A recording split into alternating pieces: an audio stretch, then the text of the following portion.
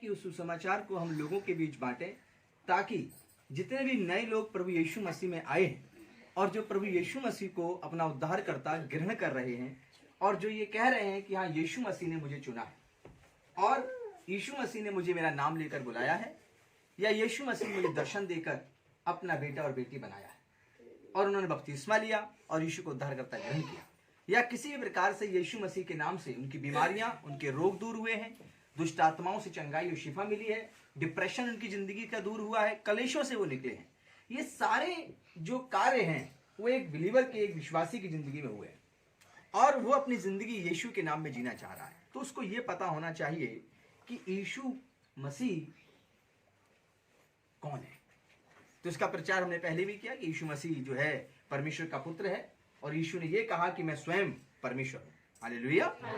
इस बात को उसने कैसे कहा? इस बात को उसने ऐसे कहा कि मैं पिता में रहता हूं और पिता मुझ में रहता है, और जिसने मुझे देखा उसने मेरे पिता को भी देखा।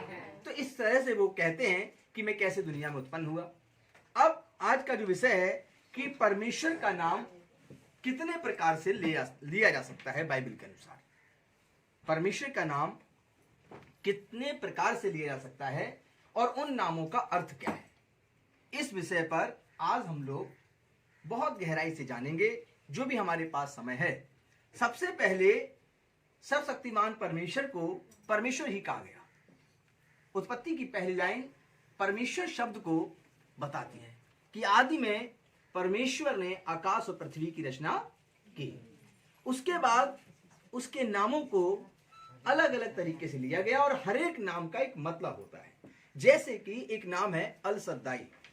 एल सद्दाई जो नाम है वह सर्वशक्तिमान परमेश्वर, इसका अर्थ होता है। एल सद्दाई का मतलब होता है सर्वशक्तिमान परमेश्वर। हालेलुया। इसको कहां से ढूंढेंगे बाइबल में आप? तो उत्पत्ति की किताब उसका 28 अध्याय उसकी 3री आयत में इस शब्द को आप देखेंगे, जिसका मतलब होता है एल सद्दाई। हालेलुया। और उस एल सद्दाई का मतलब भी कुछ होता है और वो होता है सर्वशक्तिमान परमेश्वर। हालेलुया। इसको पढ़िए जरा आप में से कोई। उत्पत्ति 28 का 3। सर्वशक्तिमान ईश्वर, सर्वशक्तिमान ईश्वर तुझे आशीष दे, तुझे आशीष दे और फलवंत करके बढ़ाए, और तुझे फलवंत करके बढ़ाए। अब जो यहाँ पर शब्द आया है वो आया है सर्वशक्तिमान परमेश्वर। हालेलुया। इस धरती पर यदि कोई सबसे शक्तिशाली है तो वो कौन है? परमेश्वर। जैसे देशों की बात चलती है कि दुनिया में सबसे ज्यादा देश ताकतवर कौन है, तो एक ही देश का नाम आता है कि वही ताकतवर है। उसी प्रकार बहुत से खुदा हैं लोगों के, बहुत से प्रभु हैं लोगों के, बहुत से गुरु हैं, लेकिन सबसे ज्यादा शक्तिमान, सर्वशक्तिमान कौन है, सर्वसिद्ध कौन है? वह है परमेश्वर। हालेलुया। इसे पढ़िए उत्पत्ति 17 अध्याय और उसकी पहली आयत को, इसको भी थोड़ा ध्यान से देख लीजिए। पढ़िए। जब अब्राम 99 वर्ष का हो गया, हाँ? तब यहोवा ने उसको दर्शन देकर कहा, हाँ? मैं सर्वशक्तिमान ईश्वर हूँ। और फिर दोबारा यहाँ पर परमेश्वर ने अपने नाम को दर्शाया कि अब्राहम देख, मैं ही सर्वशक्तिमान परमेश्वर हूँ। हालेलुया। और पढ़िए इसके साथ उत्पत्ति 28 उसका 3 अध्याय, उत्पत्ति 28 का 3 से लेकर 35 का आप लोग आयत पढ़ लीजिएगा अपने घर में, या जो लोग ऑनलाइन है अपने घर में बाइबल लेकर। उत्पत्ति 28 का 3 से लेकर 35 तक, लेकिन आप 3 से शुरुआत करिए। सर्वशक्तिमान ईश्वर, सर्वशक्तिमान ईश्वर तुझे आशीष दे, तुझे आशीष दे और फलवंत करके बढ़ाए, और तुझे फलवंत करके बढ़ाए, और तू राज्य राज्य की मंडली का मूल हो, और तू राज्य राज्य की मंडली का मूल हो। दुनिया में जितनी भी कलीसियाएं हैं उन सब का मूल जो है वो यीशु मसीह है, और यीशु मसीह के हाथों में सारा अधिकार दिया गया है। हालेलुया। चाहे वो अधिकार किसी भी तरह का हो, दुनिया का हर एक अधिकार पिता ने अपने पुत्र के हाथों में कर दिया है। इसीलिए फरीसी कहते थे कि तू पाप क्षमा किस अधिकार से करता है, क्योंकि यीशु मसीह ने एक व्यक्ति से कहा था कि उठ, तेरे पाप क्षमा हुए, उठ और अपनी खाट उठा और अपने घर चला जा। तो वहां फरीसी कहते हैं कि अधिकार तुझे किसने दिया कि तू किसी के पाप क्षमा करे? तो यीशु वहां पर अपना जो भी जवाब है वहां देते हैं। लेकिन आज ये बताने का विषय है कि यीशु मसीह के पास हर चीज का पृथ्वी पर अधिकार दिया गया है और पिता ने उसे जीवित करने का अधिकार दिया और उसको आने वाला जो समय है उसमें न्याय करने का भी अधिकार दिया। हालेलुया। हम लोग देखते हैं इसका 35 वर्सेस, सबसे आखिरी वर्सेस देखें इसका। नहीं है तो फिर लिखा क्यों 3 से 35? 22 तक लिखा मैंने। Very good. पढ़िए 35 अध्याय, उत्पत्ति का 35 अध्याय 35 का 11। हाँ पढ़िए। फिर परमेश्वर ने उससे कहा, फिर परमेश्वर ने उससे कहा, मैं सर्वशक्तिमान ईश्वर हूँ। और फिर यहाँ पर शब्द आया कि मैं सर्वशक्तिमान परमेश्वर हूँ। जब अब्राहम से मेरा परमेश्वर तो क्या कहा? मैं सर्वशक्तिमान हूँ परमेश्वर। और फिर यहाँ पर शब्द आया कि मैं सर्वशक्तिमान परमेश्वर हूँ। निर्गमन 6 अध्याय उसकी 2 आयत को निकालिए। निर्गमन 6 अध्याय और उसकी 2 आयत और उसकी 3 आयत दोनों को पढ़िए। परमेश्वर ने मूसा से कहा, परमेश्वर ने मूसा से कहा, मैं यहोवा हूँ, मैं यहोवा हूँ, मैं सर्वशक्तिमान ईश्वर के नाम से अब्राहम, इसहाक और याकूब को दर्शन देता था। Praise the Lord, hallelujah. वह कहता है मैं सर्वशक्तिमान परमेश्वर के नाम से किस किस को दर्शन देता था? अब्राहम, इसहाक और याकूब को। हालेलुया। वो कहता मैं इनको इन्हीं नामों से दर्शन देता था। तो जब भी कोई पासवान कहता है एल सद्दाए, तो इसका मतलब होता है सर्वशक्तिमान परमेश्वर। हालेलुया। आइए हम लोग देखें एक और नाम जिसे कहते हैं एल बेतेल। क्या कहते हैं? एल बेतेल। आइए इसको हम लोग देखेंगे, इसका अर्थ क्या है। इसका अर्थ है परमेश्वर के घर का परमेश्वर। परमेश्वर के घर का परमेश्वर। अब इसको देखिए उत्पत्ति 31 अध्याय उसकी 13वीं आयत में। उत्पत्ति 31 उसका 13 क्या कहता है?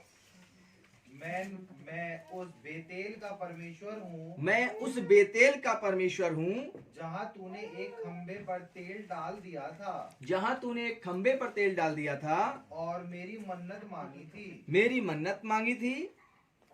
हालेलुया। हालेलुया। और यहाँ पर जो एल बेतेल मैंने नाम बताया जिसका अर्थ है परमेश्वर के घर का भी परमेश्वर।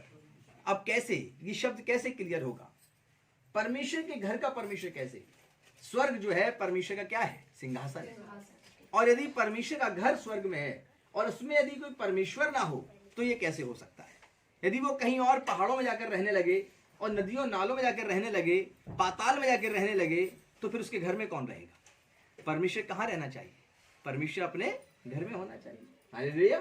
तो परमेश्वर जो है वो स्वर्ग में रहता है, लेकिन परमेश्वर वहां स्वर्ग छोड़कर पहाड़ों में, नदी नालों में, पेड़ पौधों में और कहीं जाकर नहीं रहता। हालेलुया। वो अपने उसी स्थान में रहता है। और परमेश्वर के घर का परमेश्वर यीशु मसीह जो है वो कहते हैं मार्ग, सत्य और जीवन मैं ही हूं। और यदि तुम मुझ पर विश्वास करते हो तो मेरे भेजने वाले पिता पर विश्वास करते हो। अब वो कहता है कि जिसने मुझे देखा उसने परमेश्वर को देखा। अब वो कहता है कि मैं स्वर्ग जाता हूं तुम्हारे लिए मकान तैयार करूं। तो जो परमेश्वर का घर है जिसमें परमेश्वर सिंहासन में बैठा है, उस घर के अंदर एक और सिंहासन लगा है जो परमेश्वर के दाहिने लगा है। और अब वो परमेश्वर का परमेश्वर लेकिन नहीं है, लेकिन वो दो परमेश्वर नहीं है, एक ही परमेश्वर है, क्योंकि वो पिता में रहता है और पिता। हालेलुया।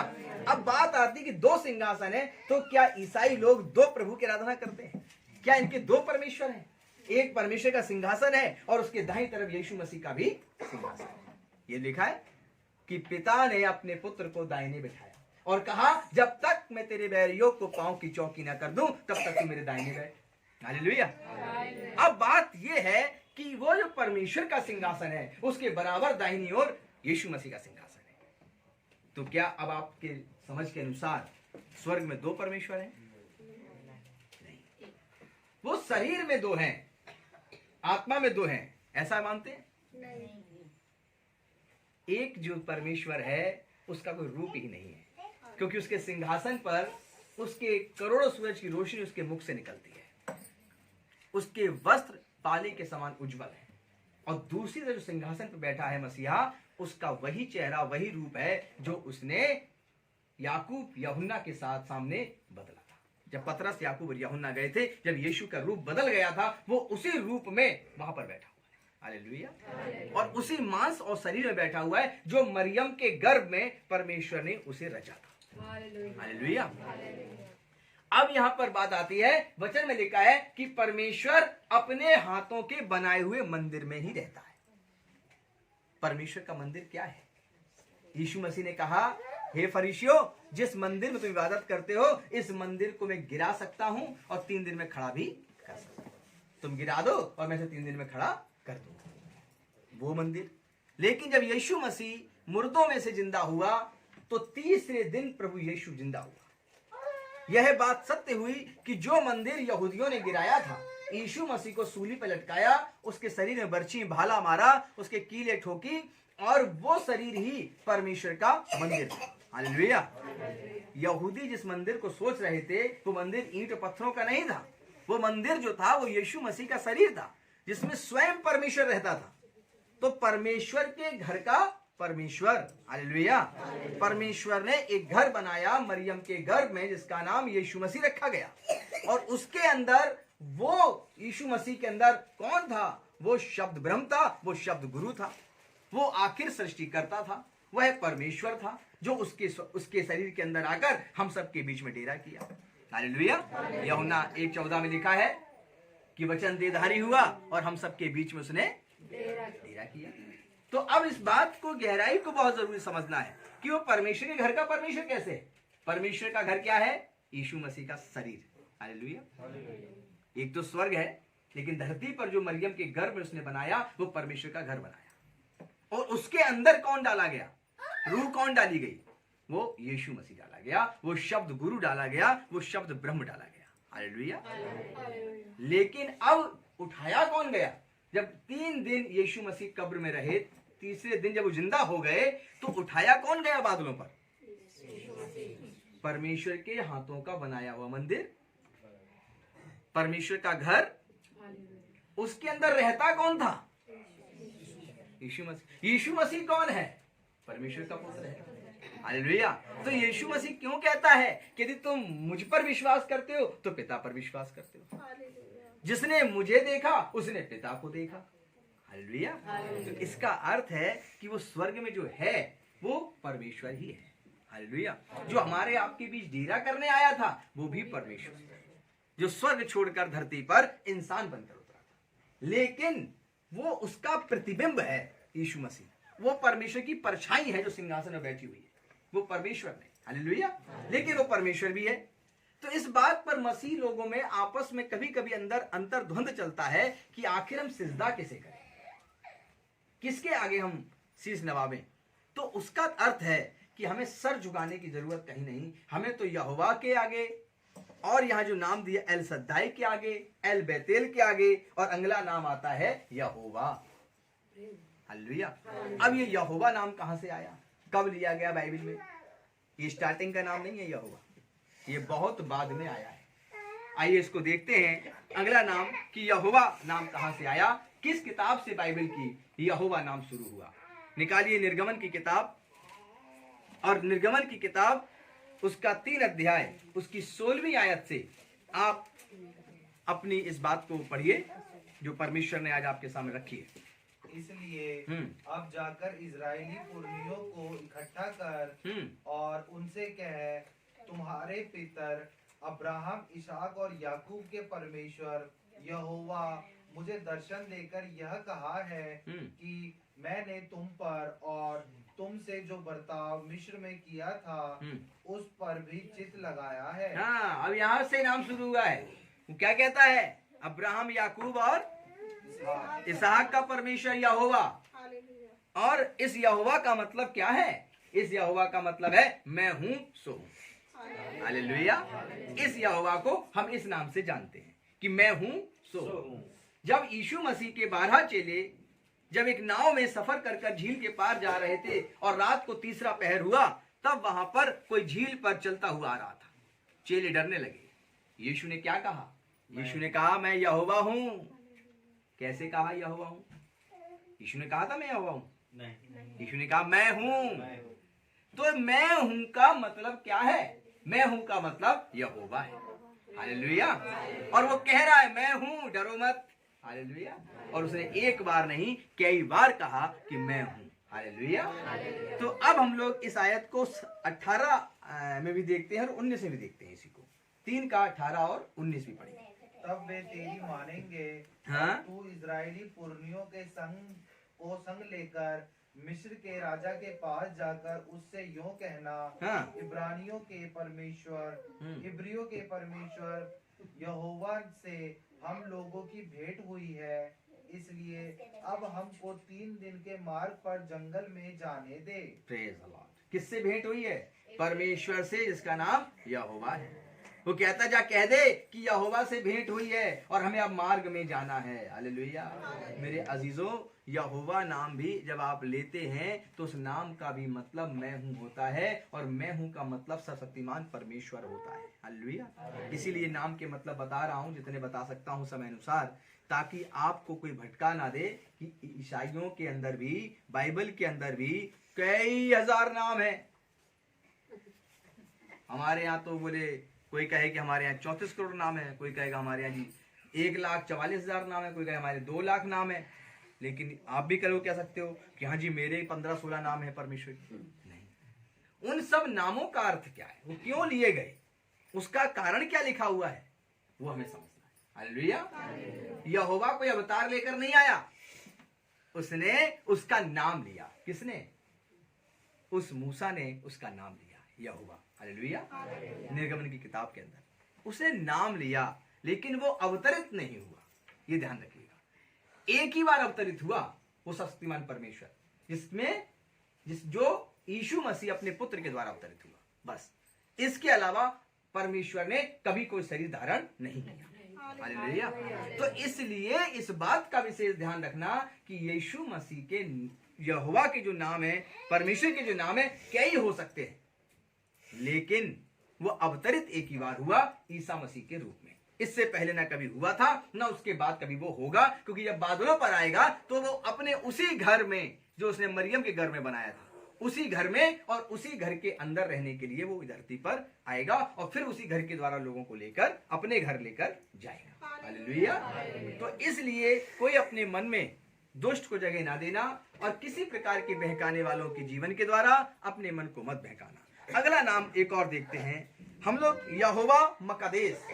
यहोवा मकादेश जो शब्द है उसका अर्थ है मैं पवित्र हूं। हालेलुया। यशाया नबी की किताब 45 चैप्टर उसका 7 आयत पढ़ें। यशाया नबी किताब 45 चैप्टर और उसका 7 वर्सेस को पढ़ें। क्या लिखा है? मैं उजियाले का बनाने वाला और अंधियारे का सृजनहार हूँ। बस। निर्गमन 19 का 21 पढ़िए। माफ करिए, ये आयत नहीं है, निर्गमन 19 का 21 है। निर्गमन किताब 19 अध्याय उसके 21 और 22 आयत। तब यहोवा ने मूसा से कहा। तब यहोवा ने मूसा से कहा। देखिए, अब यहाँ पर शब्द आता है कि यहोवा ने मूसा से कहा। आगे क्या कहा? नीचे उतर के लोगों को चेतावनी दे। हे मूसा, नीचे जाकर उतरकर लोगों को चेतावनी दे, कहीं ऐसा ना हो जाए कि वे बाड़ा तोड़ के यहोवा के पास देखने को घुसे। हाँ, और बाड़ा तोड़कर वे यहोवा के पास चले आए। यहाँ पर कई बार यहोवा शब्द का नाम आया है। हालेलुया। तो ये यहोवा का अर्थ जो है, जो यहाँ पर आ रहा है, तो ये है यहोवा मकादेश। बाड़ा एक जो मंदिर था, जो बनाया गया था तंबू परमेश्वर का, उस मंदिर के बाहर एक दीवार होती थी, और उस दीवार में जैसे ही घुसते थे तो एक बेदी हुआ करती थी जिस पर पशु को बलिदान करते थे, और उस बेदी के बाद थोड़ा आंगन, और फिर उसके बाद मंदिर शुरुआत, और मंदिर के भीतर फिर एक भीतरी आंगन, और फिर कहीं जाकर एक कोठरी, और फिर उसके बाद जाकर बेदी हुआ करती थी। और उस बेदी के पास जाने का अधिकार सिर्फ उसको होता था जो महायाजक हुआ करता था, और वो पवित्र होना चाहिए, क्योंकि वो पवित्र स्थान है। जब परमेश्वर ने मूसा को दर्शन दिए तो मूसा को जलती हुई झाड़ियों में दर्शन दिए, जो हरी लकड़ियां थीं और वे जल रही थी। जब मूसा पास देखने के लिए चल पड़ा कि मैं देखता हूं कि आग कहां से जल रही है, तो जैसे अपने कदम बढ़ाए तो आवाज आई, हे मूसा, जूतियां उतार दे, जहां तू आ रहा है पवित्र स्थान है। हालेलुया। तो यहोवा मकादेश का मतलब होता है कि मैं पवित्र हूं। मेरे बाड़े के पास तुम आना चाहते हो तो परमेश्वर कहता है, तुम यहोवा के द्वारा पास आना चाहते हो तो तुम्हें उस मकादेश, उस यहोवा मकादेश के पवित्र स्थान में जाना है, तो तुम्हें पवित्र बनना पड़ेगा। हालेलुया। आप इस नाम को लेकर प्रार्थना कर सकते हैं, हे यहोवा मकादेश, हमें तू पवित्र बना जैसे तू तेरा स्थान पवित्र है। हालेलुया। मैं तेरे बाड़े में प्रवेश करना चाहता हूं, लेकिन मुझे इस योग्य बना कि मैं जब तेरे बाड़े के पास आऊं और उसकी दीवारों को फांद कर तेरे पास आ जाऊं तो मैं मर ना जाऊं, मैं नाश ना हो जाऊं, मैं खड़ा रहूं, मैं जयवंत रहूं, क्योंकि तेरे पास वही खड़ा रह सकता है जो पवित्र है। हालेलुया। और तू मुझे पवित्रता दे, हे यहोवा मकादेश, मैं तुझसे पवित्रता मांगता हूं तेरे पवित्र स्थान पर आने के लिए। हालेलुया। तो इस प्रकार आप अपनी जिंदगी में इन नामों का प्रयोग प्रार्थना के लिए कर सकते हैं। हालेलुया। ताकि उन नामों को आप अपनी जिंदगी में लेकर उसके भाव में आप आकर आप अपनी प्रार्थना को रख सकें। अगला नाम जो है यहोवा शालोम का है, जो आपने बहुत ज्यादा प्रचलित गीत संगीत में और बहुत से प्रचारक में ये सुना होगा। तो यहोवा शालोम, इसका अर्थ है मैं शांति हूं। हालेलुया। आइए इसको देखिए, यशाया 45 का 7 पढ़िए, जो अभी पहले आयत पढ़ी थी आपने, उसमें जो है वो अपने नाम का अर्थ स्वयं बताता है। यह यशाया 45 का 7, मैं उजियाले का बनाने वाला। और परमेश्वर कहते, यहाँ पे लिखा है कि मैं उजियाले का बनाने वाला। उजियाला किसने बनाया? जब बाइबल की पहली आयत कहती है परमेश्वर ने कहा कि उजियाला हो, तो उजियाला हो गया। तो कह रहा है कि मैं उजियाले का बनाने वाला और अंधियारे का सृजनहार हूँ, और अंधियारे को अलग करके रात का यानी अंधियारे को सृजने वाला हूँ। मैं शांति का दाता, मैं शांति का दाता और विपत्ति को रचता हूँ, और विपत्ति को रचता हूँ। हालेलुया। लेकिन वो शांति का क्या है? देने वाला, शांति का दाता है। उसे कहते हैं यहोवा शालोम। हालेलुया। जब आप अपनी जिंदगी में शांति चाहते हो, जब आप चाहते हो कि आपकी जिंदगी की कठिनाइयां निकल जाएं, आपकी भारी भरकम चिंताएं दूर हो जाएं, तो आप उसे शालोम कह के पुकार सकते हैं। हे यहोवा शालोम, हमारे ऊपर अपनी शांति का हाथ रख। हालेलुया। आपकी प्रार्थना के अंदर इन शब्दों का प्रयोग जब अपने लिए होगा, तब आप निश्चित है उनके मतलबों को अपनी जिंदगी में आते हुआ देखेंगे। हालेलुया। आप लोग यशाया 9 अध्याय उसकी 6वीं आयत को भी देख लीजिए। यशाया 9 का 6, जहां पर ये यहोवा शालोम का मतलब कि मैं शांति हूं समझ में आएगा। पढ़िए। क्योंकि हमारे लिए एक बालक उत्पन्न हुआ, हमारे लिए एक बालक उत्पन्न हुआ, हमें एक पुत्र दिया गया, और हमें एक पुत्र दिया गया, और प्रभुता उसके कांधे पर होगी, और प्रभुता उसके कांधों पर होगी, और उसका नाम अद्भुत युक्ति करने वाला, उसका नाम अद्भुत युक्ति करने वाला, पराक्रमी परमेश्वर, पराक्रमी परमेश्वर, अनंत काल का पिता, अनंत काल का पिता, और शांति का राजकुमार रखा जाएगा, और उसका नाम शांति का राजकुमार रखा जाएगा। हालेलुया। यशाया ने 800 साल पहले ये प्रोफेसी की कि यीशु मसीह आएगा, और इसी आयत के अनुसार यीशु मसीह का जन्म। हालेलुया।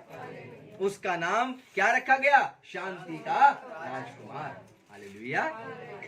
वो कौन है? वो यहोवा शालोम है, जो यीशु के रूप में धरती पर आया। हालेलुया। जिसके विषय में यशाया नबी बता रहे हैं। वो सारे गुण जो यहोवा के हैं, वो शांति का राजकुमार कैसे है, वो यहाँ दिखाई पड़ता है, मत्ती की किताब में दिखाई पड़ता है, मरकुस, लूका, यूहन्ना में दिखाई देता है। जब वो कहता है कि मैं तलवार चलवाने नहीं आया, हे पतरस तलवार अपनी मयान में रख ले, देख मैं अपने पिता से कहकर पलटन भी बुला सकता हूँ स्वर्गदूतों की, लेकिन मैं आया हूं ताकि पापी लोग उद्धार पाए। हालेलुया। ताकि वे जीवन पाए और बहुतायत का पाए। तो मेरे प्रिय लोगों, आपकी प्रार्थनाओं में इन शब्दों का जिक्र बहुत ही गहराई के साथ होना चाहिए। अगला नाम है यहोवा राफा। यहोवा राफा ये है बहुत ही सामर्थी शब्द, ये नाम है, और इस नाम का प्रयोग जब आप करते हैं तो बीमारियां दूर होती हैं, क्योंकि इसका मतलब है मैं चिकित्सक हूं। हालेलुया। राफा का मतलब मैं चिकित्सक हूं, मैं डॉक्टर हूं, मैं वैद्य हूं, मैं हकीमों का हकीम हूं। हालेलुया। तो राफा नाम में एक वैद्य है, जो यीशु मसीह को बताया गया है कि वो वैद्यों का वैद्य, हकीमों का हकीम है। जब यीशु मसीह एक पानी के किनारे जा रहे थे, वो पानी किनारा जहां पर लोग खड़े रहते थे कि जब पानी हिलेगा तो सिलों के कुंडे हम कूद जाएंगे। स्वर्गदूत पानी हिलाते थे और बीमार जो पहले कूदता था वो चंगा हो जाता था। लेकिन एक 38 साल का व्यक्ति वहां लेटा हुआ था और वो चंगा नहीं हो पा रहा था, क्योंकि वो उस पानी में उतर नहीं पा रहा था। कोई उसके साथ में नहीं था कि पानी में उसे उतार सके। मेरे अजीजों, जब यीशु मसीह वहां पहुंचे तो यीशु ने क्या किया? उससे कहा, क्या तू चंगा होना चाहता है? और तू उसमें उतरता क्यों नहीं? बोले मेरे पास कोई व्यक्ति नहीं जो मुझे इसमें उतारे। यीशु ने कहा देख अब से पाप मत करना, अपनी खाट उठा और चल फिर। और वह चलने फिरने लगा। यीशु मसीह चिकित्सक है, वो पानी को हिलने से उसमें कूदा जाता है तब लोग चंगे होते हैं। आज भी हमारे देश में ऐसे ऐसे कहीं ना कहीं ऐसी ऐसी बातें हैं, कहीं तालाब है तो कहीं कुआं है तो कहीं कुछ है। बोले क्या है? यहाँ का पानी नहाने से ये बीमारी दूर होती है, यहाँ पे ऐसा करने से ये दूर होता है। अरे वो खुदाओं का खुदा, वो चिकित्सक का चिकित्सक, वो वैदों का वैद, वो हकीमों का हकीम यीशु मसीह, जिसे हम राफा कहते हैं, यहोवा राफा, जब हमारे बीच में है तो हमें किसी और सहारे की जरूरत नहीं है। वो कह देगा तो हम चंगे हो जाएंगे। हालेलुया। तो आप कह सकते हैं कि यहोवा राफा, जो आप वैदों के वैद हैं, आइए ना और हमें चंगा करें। हालेलुया। और इस नाम का प्रयोग आप अपनी चंगाई और शिफा के लिए हमेशा यादगार में कर सकते हैं। अब अगला नाम आता है यहोवा ईरे। हालेलुया। अब इसको कैसे हम लोग पढ़ेंगे? इसको देखेंगे, मैं प्रबंधक और पालन करता हूं। मैं प्रबंधक और पालन करता हूं। वो मैनेजमेंट संभालता है, हवा कितनी बहानी चाहिए, बारिश कब करनी चाहिए, गेहूं मनुष्य कब काटेगा, चने कब बोएगा, कब वो हरी सब्जी खा सकता है, कब वो तूफानों से बचने के लिए अपने घर बनाए, कैसे कैसे गर्म कपड़े और वस्त्र बनाए, क्या क्या प्रबंध करना होता है पृथ्वी पर। हालेलुया। जब आपके सामने बहुत तेज आग जला दी जाए और आपकी दूरी सिर्फ 2 फीट की हो, जैसे यहां से और यही मान लीजिए बच्चा बैठा, बहुत तेज आग जल रही है इतनी ऊपर, तो क्या बैठ पाओगे इतनी पास? क्या लगाओगे वहां पर? ऐसे हाथ लगाओगे। तो ऐसी परमेश्वर ने एक सूरज बनाया और उसको बड़ी ज्योति बनाई, इतनी आग जला दी उसके अंदर कि पृथ्वी इतनी दूर है, बोले भयंकर रोशनी आनी चाहिए, हमारे बच्चों को आग के समान सिकाई लगनी चाहिए। लेकिन इतनी आग, परमेश्वर ने कहा इनके लिए भाई एक पर्दा होना चाहिए। तो परमेश्वर ने ओजोन की परत बनाई। जो बच्चे पढ़ते हैं, वो सूरज और पृथ्वी के बीच एक ऐसी ओजोन की परत है जो अब विज्ञान कह रहे हैं उसमें छेद हो रहे हैं। हालेलुया। अब वो प्रदूषण से फट रही है। हालेलुया। तो जो ओजोन की परत है वो एक ऐसी चादर लगाई है परमेश्वर ने कि उसकी किरणें तो आती हैं, लेकिन वे जो हमें घायल कर दें वो किरणें हम तक पहुंच ही नहीं पाती। हालेलुया। परमेश्वर वेदों का वेद है, हकीमों का हकीम है, लेकिन परमेश्वर यहोवा ईरे है, वो प्रबंधक है और लिखा है कि वह पालन करता है। वो हमारे लिए हर वस्तु को हमारे सामने रख देता है। हालेलुया। अब पढ़िए उत्पत्ति 22 का 14 यहोवा ईरे के विषय। उत्पत्ति 22 अध्याय उसकी 14वीं आयत को पढ़िए।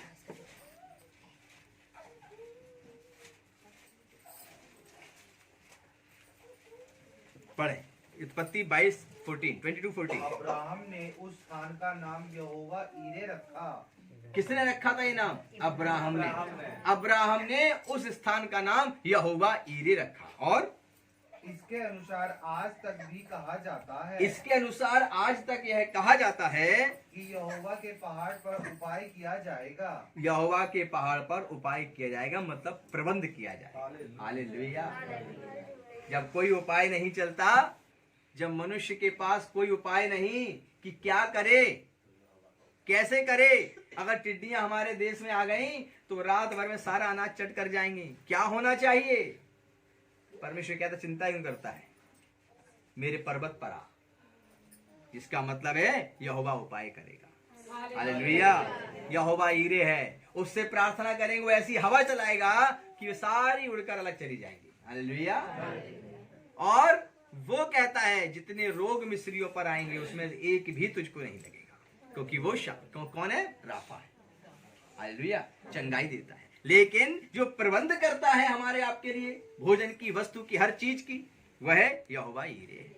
जब आप अपने घर में प्रबंध ना कर पाए, जब लगे कि अब मेरे हाथों से कुछ फिसल रहा है, सब कुछ नहीं कर पा रहा हूं, तो कहां पे आना है? यहोवा के पर्वत पर आना है। यहोवा का पर्वत कहां है? उसकी कलीसिया है। जब आए तो प्रार्थना करें, घुटने टेकें और कहें, हे यहोवा ईरे, तू मेरी जिंदगी का उपाय कर।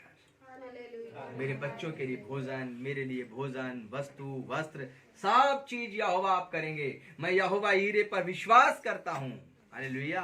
वो राफा है, वो ईरे है, वो शालोम है, वो सदाई है। हालेलुया।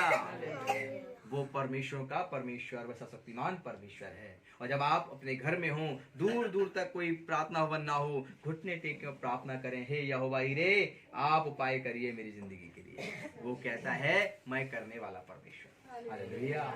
वो कहता है मैं उजियाले को रचने वाला, अंधियारे को रचने वाला परमेश्वर हूँ। हालेलुया।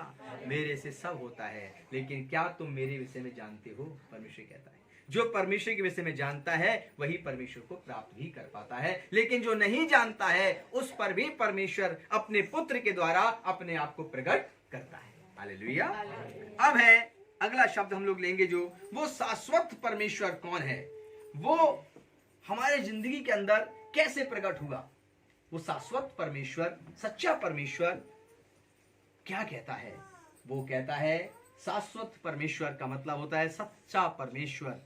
मत्ती की किताब के अंदर लिखा है, उस परमेश्वर ने कहा मार्ग सत्य और जीवन में ही हूं, और बिना मेरे द्वारा तुम पिता के पास कभी नहीं पहुंच सकते। हालेलुया। आखिर वो कौन है? वो यीशु मसीह है, जिसके विषय में यशायाह नबी कहता है, जो मैंने आपको आयत दी थी कि आखिर किस प्रकार से, किस रीति से वह हमारे आपके बीच में शाश्वत सत्य बनकर आया। यीशु ने कहा मार्ग, तो मार्ग का अर्थ है हर मनुष्य स्वर्ग का नाम लिखता है, लेकिन क्या पहुंच पाता है? कोई देखने नहीं गया। हालेलुया। हर व्यक्ति, जैसे कि अभी आप किसी देश का नाम लीजिए तो आप सब जानते हैं कि हाँ इंग्लैंड कहाँ है, अमेरिका कहाँ है, रशिया कहाँ है, लेकिन वहां गए? हम भी नहीं गए, लेकिन सब नाम जानते हैं। इसी प्रकार हर किताब धरती पर जो रची गई है मनुष्य के द्वारा, उन्होंने भी स्वर्ग नाम लिख दिया। क्या लिख दिया? स्वर्ग, हेवन, जन्नत। लेकिन कैसे जाएं? क्या जिंदगी भर पत्थरों को हाथों में पहनकर ही स्वर्ग पहुंचेंगे? कैसे जाएंगे? क्या बड़े से बड़े रथ का पहिया खींच के हम स्वर्ग चले जाएंगे? कैसे करें? कैसे हम उसके पास जाएं? क्या पशुओं की, बेजुबान पशुओं की बलि कर करके हम स्वर्ग पहुंचेंगे? तो उन्होंने क्या किया, एक नाम तो पता था स्वर्ग। जैसे कि अभी आपसे कहा जाए कि आप 2-3 देशों के बारे में बताएं कि वहां क्या क्या हो सकता है, तो आप लिख देंगे अमेरिका के अंदर ये हो सकता है, लंदन के अंदर ये हो सकता है, फ्रांस के अंदर ये हो सकता है। आप लिख देंगे, लेकिन आप गए नहीं तो क्या होगा? अधूरापन रह जाएगा। हालेलुया। इसी प्रकार से उन्होंने स्वर्ग तो लिख दिया, परमेश्वर शब्द भी लिख दिया, सर्वशक्तिमान भी लिख दिया, लेकिन वो कैसे पहुंचे उसके पास? उसके लिए मार्ग कौन है? एक रास्ता भी तो होना चाहिए। आपके घर के जाने का रास्ता है कि नहीं? यहाँ आने का रास्ता है कि नहीं? तो जो किताबों में लिख दिया स्वर्ग, वहां तक पहुंचेंगे कैसे? उसके लिए यीशु मसीह ने कहा मैं मार्ग, सत्य और जीवन हूँ।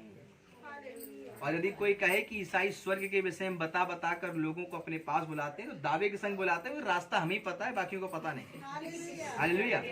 जिसको रास्ता पता है वही स्वर्ग की बात करता है। जिसके पास रास्ता ही नहीं है, वो गोल मोल बातें कर करके वो अपनी बातों को घुमा देता है। लेकिन यीशु मसीह दावे के संग कहता है मैं मार्ग, सत्य और जीवन हूं। हालेलुया।